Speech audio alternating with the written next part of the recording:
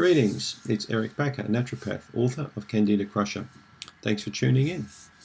Can Candida give you pain in your stomach?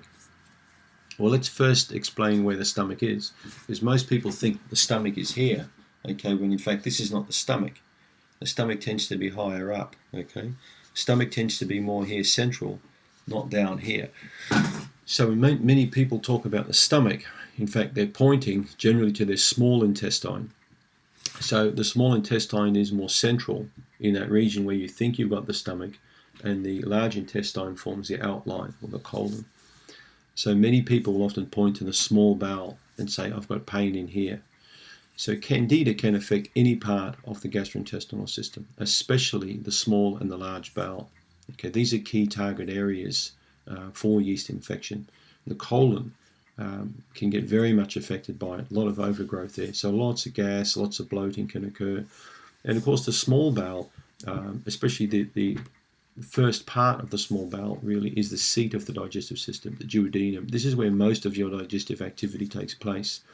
In fact, the first 3 inches of the small bowel, or the 75 mils of the duodenum, is where a big chunk of your immune system resides in the body.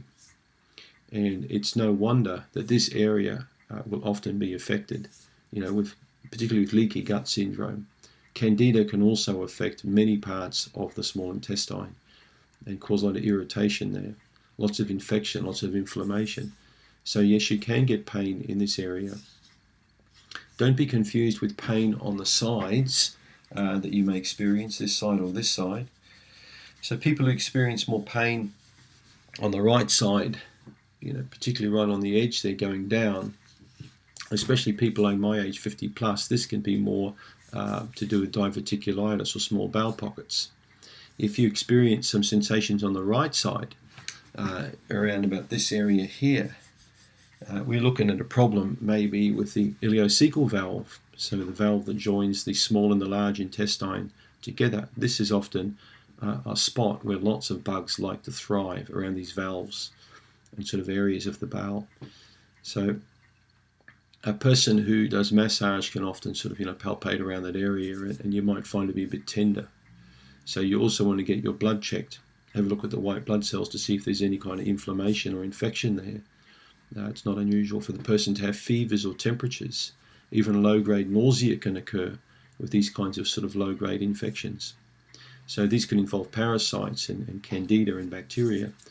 So it pays to get a stool test done if you've got an ongoing long-term chronic pain in the stomach and you're concerned. A CDSA, so comprehensive digestive stool analysis, 3 samples, include parasitology.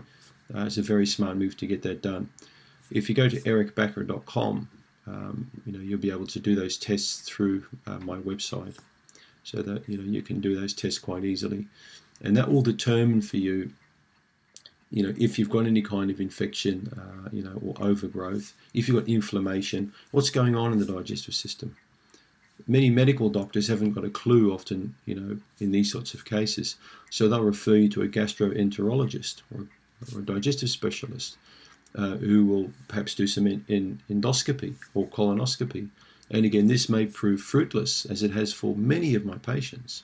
So stool testing is often a good way to analyze what's actually going on in the gut if you've got chronic pain. So have a think about that. Also think about doing my online quiz at candidacrusher.com, my yeast infection quiz. That will give you an idea what's going on in your digestive system as well, if it's Candida related. So I hope that answers some of your questions. Thanks for tuning in.